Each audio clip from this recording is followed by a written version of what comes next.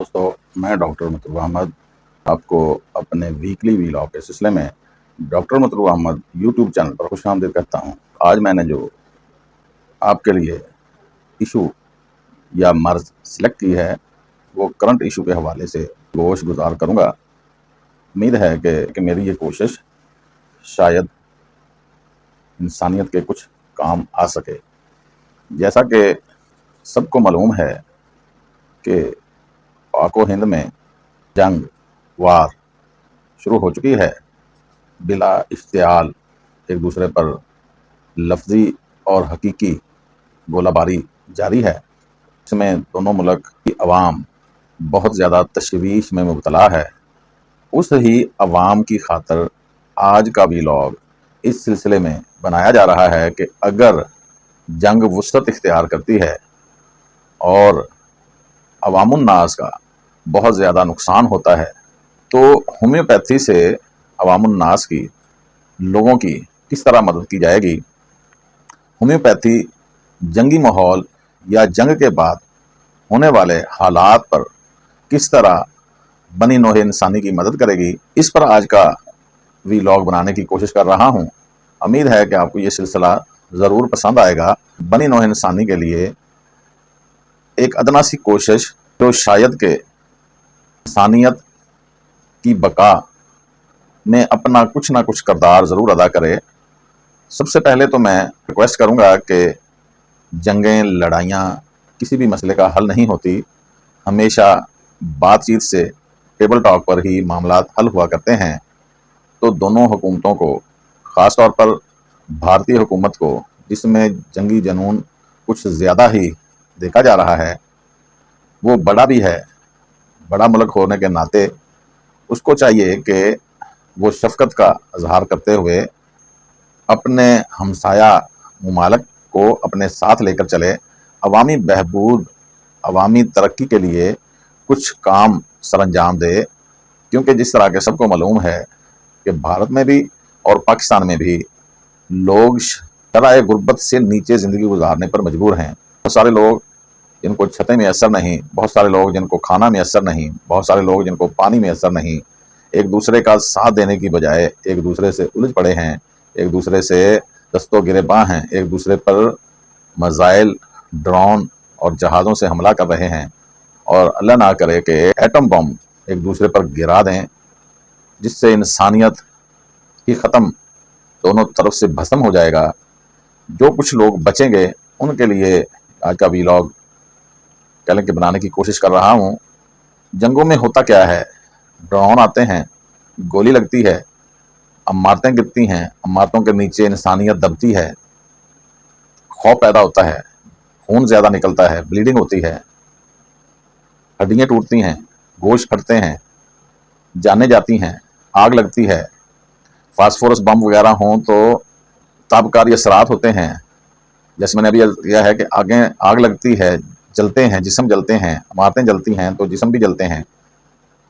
अगर एटॉमिक हमला होगा तो ताबकारी असरात होंगे, उसमें दर्जा हरारत हज़ारों फ़ारेनहाइट तक पहुंच जाता है। जब भी एटम बम कहीं गिराया जाता है तो मौत और तबाही की वजूहात दर्जा झेल मराहिल में हुआ करती है।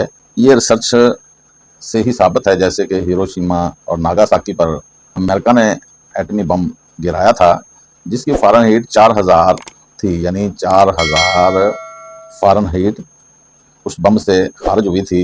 जो अब पाकिस्तान और इंडिया के पास एटम बम हैं उनमें फ़ारेनहाइट 35 से 40 हज़ार, वो 4000 थी, अब 35 से 40 हज़ार तक फ़ारेनहाइट पैदा करने वाले बम हैं। होश के नाखून लेने चाहिए। अवाम बिल्कुल भी दुश्मन नहीं है। 80 से 90% अवाम एक दूसरे से मोहब्बत करती है, तो अवाम को जीने का हक ज़रूर होना चाहिए। तो मैं अर्ज़ कर रहा था कि एटम बम के असरात कैसे होते हैं। सबसे पहले धमाका या धमाके की लहर या बम या ब्लास्ट वे हम उसको कहेंगे, धमाके की लहर कह लें, ब्लास्ट वे कह लें। सबसे पहले शदीद धमाका हुआ करता है जिससे फौरी तौर पर हज़ारों अफराद दबकर या उड़कर तहलील हो जाते हैं, या एक्सपायर हो जाते हैं। कायदा है कि जहां भी ब्लास्ट होता है वहां सबसे पहले वैक्यूम पैदा हुआ करता है, क्योंकि ब्लास्ट जिस जगह पे होता है वो उधर से ऑक्सीजन को खत्म करता है। जब ऑक्सीजन खत्म होती है, जहां हवा खत्म होती है, तो हवा का दबाव उधर को बढ़ता है, तो सारी हवा उस तरफ को जाती है जहां ब्लास्ट होता है। जितना शदीद ब्लास्ट होगा उतनी ही स्पीड से हवा उस ब्लास्ट या उस मकाम पर पहुंचेगी।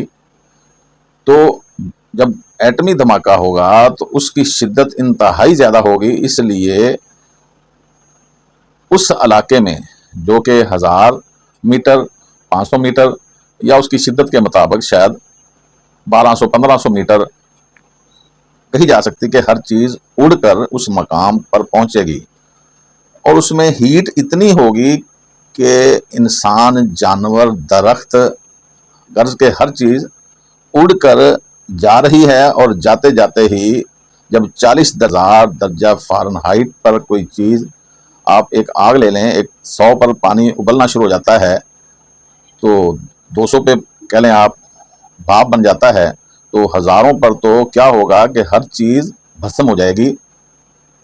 जब ब्लास्ट हो जाता है तो उसकी शिद्दत, यानी पहले वैक्यूम पैदा होता है, हर चीज उड़कर उस मकाम पर पहुंचने की कोशिश करती है, क्योंकि उधर से ऑक्सीजन खत्म हो जाती है, तो हर चीज उड़ती हुई या खिंचती हुई उस मकाम पर पहुंचती है। जैसे ही ब्लास्ट होता है तो हर चीज फैलना शुरू हो जाती है। फिर जिस तरफ की हवा होगी उस तरफ को तबाही ज्यादा होगी। जैसे मैंने अभी अर्ज किया कि हीट रेडिएशन पैदा होती है, बम का मरकज हजारों डिग्री सेंटीग्रेड तक गर्म हो जाता है, जिससे करीबी अजसाम और इंसान लम्हों में राख बन जाएंगे। तीसरा उसमें होता है, जैसे मैंने अभी अर्ज किया कि शुरू में वैक्यूम पैदा होकर इंसान, जानवर, दरख्त, हर चीज उखड़ कर, टूट फूट कर उधर को उड़ेगी। उड़कर ही जाती हुई इतनी हीट होगी कि उसमें तहलील हो जाएगी। जब ब्लास्ट होगा तो उसकी खास शिद्दत, जैसे अभी जहाँ तक उसका वैक्यूम था, जस्ट वहाँ तक उसकी कह लें कि उसका फैलाव बहुत शदीद होगा। उसके बाद जिधर को हवा का रुख होगा उधर को ब्लास्ट वेज चल पड़ेगी। वो फिर मीलों के हिसाब से 40 मील, 50, 100 मील वो हवा और बे और उसकी ताकत पर मुनसर है कि वो किधर को जाती है। वो जिस तरफ जाती है उधर फिर वो ताबकारी असरात पैदा करती हुई जाएगी। ताबकारी फिजा से फैलकर धूल कई मील दूर तक लोगों को मुतासर करती है, जिससे कैंसर, बांझपन, बच्चों की पैदाइश, खराबियां पैदा होती हैं। इसी तरह इस सारे के साथ साथ, जैसा आपको मालूम है कि दिमाग हमारा हर चीज़ से मुतासर होता है, तो इस धमाके से या ये सब कुछ देखकर मुतासर होकर जहन सदमे में चला जाता है, अटैक हो जाता है। अगर वो लोग धमाके से बच भी जाएं तो वो नफ्सियाती मरीज बन जाया करते हैं। अब हम बात करेंगे कि होम्योपैथी इन मामलात में बनी नौ इंसानी की किस तरह मदद करेगी। सबसे पहले तो मैं एक लिस्ट बयान करता हूं कि आपके पास ये अद्वियात, अगर आप होम्योपैथी को कुछ समझते हैं, होम्योपैथी से आपको वाकफियत है, होम्योपैथी आपका ओढ़ना बछोना है, या आप होम्योपैथी के लवर हैं, तो ये चंद अद्वियात आपके पास होना बहुत ज़रूरी है। जैसा कि सबको ही मालूम है, जो होम्योपैथी की अलग भी जानते हैं, कि चोट लगने पर, एक्सीडेंट होने पर सबसे पहली दवाई हमारी आर्निका हुआ करती है। आर्निका हर सूरत में आपके पास हो, छोटी पोटेंसी से लेकर बड़ी पोटेंसी तक आपके पास होनी चाहिए। आर्निका के मामनत के तौर पर आपके पास रस्टाक्स होनी चाहिए। अगर क्रॉनिक केस हो जाएंगे तो फिर आपके पास कैलकेरिया कार्ब भी होनी चाहिए। तीसरा, आपके पास कैनलडुला क्यू होना चाहिए, आपके पास इग्नेशिया क्यू होना चाहिए, आपके पास आर्सेनिकम एल्बम होनी चाहिए, एकोनाइट होनी चाहिए, एंथ्रासीनम, एंथ्रेक्स जो बनती है एंथ्रासीनम होनी चाहिए, सेट्रोनेशिया होनी चाहिए, लेडम होनी चाहिए, हाइपेरिकम होनी चाहिए, गन पाउडर हमारी बहुत ही आला दवाई है जंगी सूरत हाल की, ये होनी चाहिए, एक्सरे होनी चाहिए, फास्फोरस होनी चाहिए, काली आर्स होनी चाहिए, प्रोमाइनगम होनी चाहिए, रेडियम होनी चाहिए, एक्सरे होनी चाहिए। अब हम इन दवाइयों का थोड़ा थोड़ा सीधा सीधा कहें के बात करते हैं। इसमें रूटा भी कही जा सकती है कि रूटा भी आपके पास हो तो अच्छा है। सबसे पहले तो हम कहेंगे कि खौफ के हवाले से जितने लोग भी इस जंगो जदल से एक्स्ट्रा खौफ खा रहे हैं, उनको बड़ी ताकत में एकोनाइट ज़रूर लेते रहना चाहिए। मौत का एक दिन मुतय्यन है, मुकर्रर है, उससे एक मिनट भी आगे पीछे नहीं हो सकती।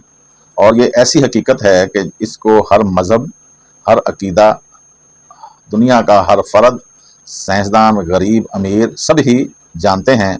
इसीलिए कुरान पाक में है, कुल्लु नफ्सिन ज़ायक़तुल मौत, मौत का जायका सब ने चखना है। इसलिए इससे डरना एक हद तक तो ज़रूरी है, लेकिन इसको अपने ऊपर तारी कर लेना, हर वक्त खौफज़दा रहना, तो इसके लिए हमारी बेहतरीन रेमेडी एकोनाइट है। एकोनाइट सौंफ इसके लिए इस्तेमाल की जानी चाहिए। नंबर 2, जब कहीं मज़ाइल लगता है, कहीं ड्रोन आता है, कोई छत गिरती है, इमारत गिरती है, उसके मलबे के नीचे कुचले जाते हैं, तो हमारी सबसे बेस्ट दवा जो निकालते निकालते आप दे सकते हैं, आप आर्निका 200 रख लें, वानम रख लें। किसको ब्लीडिंग हो रही है, ब्लीडिंग के हवाले से मुझे उस लिस्ट में याद आया कि मिलीफोलियम मैं नहीं कह सका, एपिकाग मैं नहीं कह सका, ये 2 दवाइयाँ भी आप उस लिस्ट में शामिल कर लें जो मैंने अभी बयान की थी। ब्लीडिंग हो रही है, ये फ्रेश ब्लीडिंग होती है, ये मिलीफोलियम की दवाई या एपिकाग, अगर किसी को होश और उल्टियाँ भी साथ कर रहा है तो एपिकाग साथ दें, साथ साथ उनको साफ़ करें, उनके ज़ख्मों पर कैनालुल्ला क्यू से बैंडेज करें और दुखी इंसानियत की खिदमत करें। आगे चलते हैं। जैसे मैंने पहले अर्ज़ किया है कि ताबकारी असरात बहुत ज़्यादा हुआ करते हैं, या जल जाती है स्किन, आग लगती है, बम से जलती है, या इमारत में आग लगने से झुलस जाते हैं। तो फिर मैं एक दवाई भूल गया था, कैंथरस हम कभी नहीं भूल सकते जलने में। कैंथरस क्यों आप लगाते हैं, कैंथरस 30 आप पीने में देते हैं, 200 पीने में देते हैं। ये मरीज़, सबसे बड़ा फ़ायदा इनका ये होगा कि इनको उस जली हुई स्किन के दाग ख़त्म हो जाएंगे अगर आप इनको ये देने में कामयाब होते हैं या ये दे देते हैं कैंथरस। इसी तरह फास्फोरस बम अगर गिरता है तो उसकी ताबकारी और उसकी जलन, आपके पास होम्योपैथी में बड़ी अच्छी दवाई है, फास्फोरस आप उनको यूज़ करवाएंगे। इसी तरह जैसे मैंने शुरू में बताया कि ताबकारी असरात है, तो आपके पास एक्सरे, रेडियम, काली ब्रोम, काली आर्स, ये ऐसी अद्वियात हैं आपके यानी उन मामलात में मदद करेंगी जिनमें ताबकारी असरात, जैसे मैंने शुरू में कहा है कि बम ब्लास्ट से, जो एटमी बम ब्लास्ट है या फास्फोरिक बम ब्लास्ट है, उनसे ताबकारी असरात हुआ करते हैं, तो उनके लिए ये दवाइयाँ बहुत कारगर हुआ करती हैं या कारगर साबित होंगी इंशाल्लाह। फिर हमारी सबसे मशहूर दवा जो जंगी हालात में ज़रूर ब-ज़रूर कारआमद और तजर्बे पर साबित हुई है, इसका नाम गन पाउडर है। गन पाउडर आपके पास 3x, 4x, 6x में होना ज़रूरी है। ये उन ख़वातीनों हज़रात के लिए बहुत ही आला दवाई होगी जिनको बुलेट लगा है, गोली लगी है, ऐसा बम का कुछ टुकड़ा लगा है जिसमें मिशन शामिल था, यानी जिसमें गंधक और कार्बन, सल्फर, पोटाशियम नाइट्रेट वगैरह शामिल होते हैं, जिन पर यह गन पाउडर बहुत ही आला काम करता है। आमतौर पर गोलियों में, बम ब्लास्ट में यही चीज़ें ज़्यादा इस्तेमाल होती हैं, carbon, sulphur, potassium nitrate, phosphorus, यानी इन चीज़ों से ये बुलेट वगैरह तैयार किए जाते हैं। बाकी कचरा, लोहे का मुख्तलिफ चीज़ें, बेंट वगैरह उनमें होते हैं कि वो जिसको उस स्पीड से लगते हैं तो वो जानलेवा हुआ करते हैं। एंथ्रेक्स का मैंने अर्ज़ किया बीच में, एंथ्रेक्स ऐसे मरीजों के लिए बहुत ज़रूरी दवाई बन जाएगी क्योंकि ये भी जहरीले असरात को ख़त्म करने वाली दवाई है। एंथ्रेक्स एक खुद बहुत बड़ा पॉइज़न है। ये भी जंगी हालात में मुख्तलिफ तौर पर दुश्मन को ज़ेर करने या मारने के लिए बुलेट में या मुख्तलिफ बम्बों वगैरह में भी इस्तेमाल हो सकता है। इसके ज़ख्म जल्दी ठीक नहीं हुआ करते, बहुत बड़े बड़े ज़ख्म फोड़े फिंसियों की शक्ल तैयार कर लेते हैं, तो उनके लिए एंथ्रेक्स सीनम बहुत ही ज़रूरी दवाई हो जाएगी। एक दवाई और भूल गया मैं, लेडम। लेडम भी इस मामले की बहुत अच्छी दवाई है। लेडम में भी जहरीले असरात ख़त्म करने की ताकत है। जहरीले असरात चाहे वो बुलेट से हों, वो ताबकारी से हों, वो किसी जैसे जानवर के काटने से भी जहरीले असरात होते हैं, तो जंगी हालात में हर तरह का जहर इस्तेमाल किया जाता है, तो लेडम भी इसमें दी जा सकती होती है। और इसी तरह हाइपेरिकम भी हमारी बहुत ही आला दवाई है।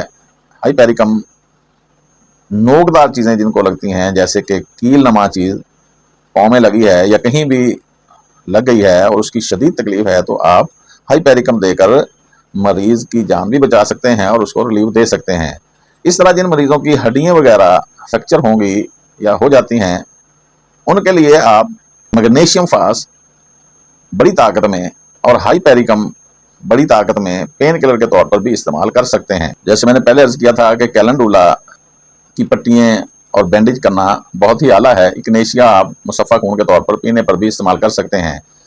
अभी मैंने जिस तरह बताया था कि कहीं आग लगती है या ब्लास्ट से झुलस जाता है और ज़िंदगी अल्लाह ने दी है, बच गया है, तो कैंथरस की अगली दवाई जलने पर जो काम करती है वो आला काम कास्टिकम दिखाती है। कास्टिकम उसकी मामूनियत यहाँ करेगी। और इस तरह धुआं भी एक वजह होती है, यानी जंगो जदल में वो आग का धुआं भी हो सकता है, वो मिशन यानी जैसे भी मैंने बताया सल्फर कार्बन और मुख्तलिफ चीज़ों के जलने का और बम ब्लास्ट का धुआं भी हो सकता है। तो उन पर हमारी बेहतरीन दवाई आर्निका काम करती है। आर्निका गर्ज के हर तरह के जंगी हालात की बहुत बड़ी दवाई है। ये सदमे को भी कह लें कि मावनत, सदमे पर भी मावनत करेगी, शुरू की वहशत को भी ख़त्म करती है और आपको पेन किलर का काम भी करती है। जिसको आप आर्निका देकर रिलीफ दे रहे हैं, उसकी अगली दवाई हमेशा रिस्टाक्स ही हुआ करती है। अगर किसी को कमर में ज़्यादा चोटें आई हैं तो हाइपेरिकम आर्निका की मावनत करेगी। मैंने अपनी तरफ से काफ़ी कोशिश की है कि जितना कि मेरे पास होम्योपैथी के हवाले से नॉलेज था उसको मैं यहाँ एक्सप्लेन करूँ, और उम्मीद है कि मैं अपनी बसात के मुताबिक जो कुछ बयान कर सका हूँ ये इससे माशरे में ज़रूर अफादियत मिलेगी। और होम्योपैथी का किरदार जंगो जदल में इस अनवान से शायद ये पहला ही वीलॉग होगा। अब इसके बाद शायद लोग और वीलॉग बनाएंगे, लेकिन मेरा बनाने का मकसद सिर्फ़ और सिर्फ इंसानियत की भलाई को पेश नज़र रखते हुए मैंने ये वीलॉग तरतीब दिया है। अगर आपको ये वीलॉग अच्छा लगा है तो आपको चाहिए कि ये वीलॉग दूसरों को भी सुनाएं, पहुंचाएं, यानी इस वीलॉग को आप शेयर करें। अगर ये आपको वाकई अच्छा लगा है तो लाइक करें। अगर आप चाहते हैं तो ये चैनल सब्सक्राइब कर लें। शुक्रिया। मैं था डॉक्टर मतलूब अहमद, आज जंग और होम्योपैथी के अनवान से बात कर रहा था। वस्सलाम।